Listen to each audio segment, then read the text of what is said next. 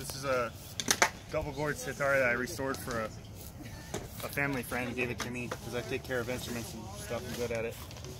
So there's 21 strings total. There's like 17 sympathetic strings down here, and then about 5 strings here. So I don't know, like 22 strings.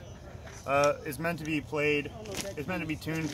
This is originally I set it up in C melodic minor. You can look it up on Google and it'll tell you how to tune a sitar to C melodic minor, which is just one key that you can tune it to. Basically, all these strings underneath the second row are are sympathetic strings, and they start to resonate when their note is hit. So they're left. So if this is tuned to a C, every time you hit a C on any of these strings, then these other ones will start resonating just passively. And mainly these three strings are played. These others are drone strings that you'd play open and just leave and play open and let them get all these other strings excited. It has a unique sound because it lays flat a long distance across this bone nut. You can see you can actually see in the cross section that this is real bone. Then there's micro tuning adjustments here. So by sliding these beads, you can it puts leverage against the string and makes it tighter or looser. So you can pull it to pitch a little bit more accurately.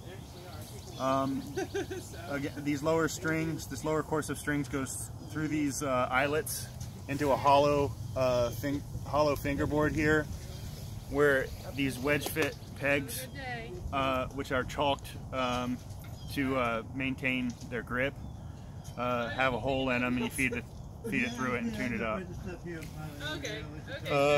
This is called a double gourd sitar. So this one has a second resonator up here. And then the other thing is that sitars have movable frets. These are tied on. So you could technically tune this to something else. You could move the frets and set it up to play in whatever key you really wanted it to be in. So that's about as much. You think it's from the 70s or earlier? Or? Yeah, I think this is probably dates back to the 70s. Okay. But I don't actually have confirmation on that. But it says it's from Calcutta, India. Yeah. So it's pretty interesting. That's great, man. Yeah. And my hand is shaking on the camera because it's so cold.